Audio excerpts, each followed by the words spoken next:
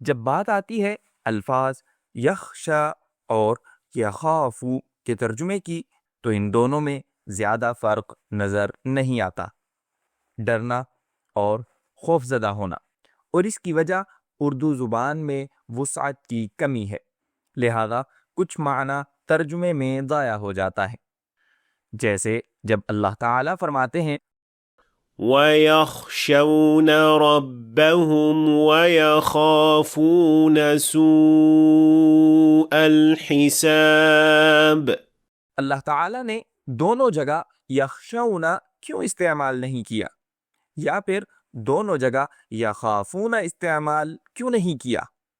کیا کوئی فرق ہے کہ اللہ تعالیٰ نے خاص طور پر یخشون کو ربہم کے ساتھ ذکر کیا اور یخافون کو سوء الحساب کے ساتھ؟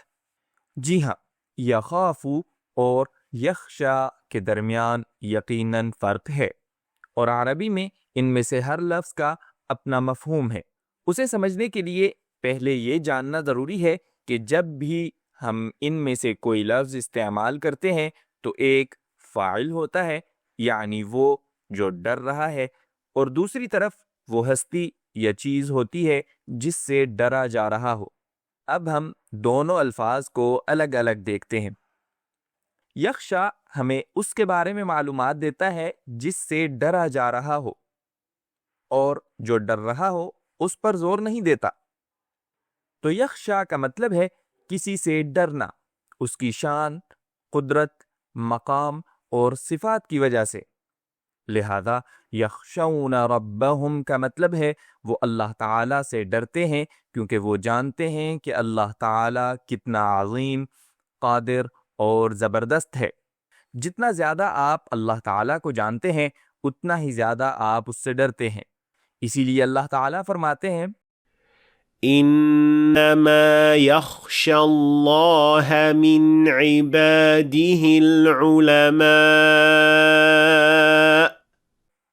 لہذا یخشا اس ہستی کے بارے میں معلومات دیتا ہے جس سے ڈرا جا رہا ہے، لیکن لفظ یخافو اس شخص کے بارے میں معلومات دیتا ہے جو ڈر رہا ہے، اور سارا زور اس فاعل یعنی ڈرنے والے پر دیا جاتا ہے۔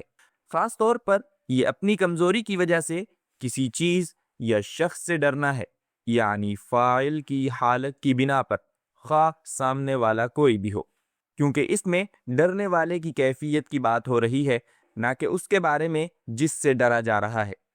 اسی لیے جب اللہ تعالیٰ فرماتے ہیں وَيَخَافُونَ سُوءَ الْحِسَابِ، تو اس میں زور انسان کی اپنی حالت پر ہے اور اس کمزوری پر جو اس موقع پر ظاہر ہو سکتی ہے۔ اسی طرح جب اللہ تعالیٰ سب سے طاقتور فرشتوں کو بیان کرتے ہیں تو فرماتے ہیں يَخَافُونَ رَبَّهُم مِّن فَوْقِهِمْ وَيَفْعَلُونَ مَا يُؤْمَرُونَ، تاکہ ان فرشتوں کی کمزوری اور ان کے اللہ تعالیٰ سے ڈرنے کو نمایاں کیا جائے۔ یہ ہے قرآن کے بیان کی باریکی اور عربی زبان کی درستگی، جس کے ذریعے بالکل صحیح مفہوم ادا کیا جاتا ہے۔ دیکھنے کا شکریہ۔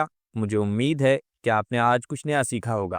اگر سیکھا ہے تو ویڈیو کو لائک اور شیئر کریں تاکہ دوسرے لوگ بھی فائدہ اٹھا سکیں، اور اگر آپ مزید ایسی ویڈیوز دیکھنا چاہتے ہیں تو ہمارے چینل کو سبسکرائب کریں، اور انشاءاللہ ملاقات ہوگی اگلی ویڈیو میں۔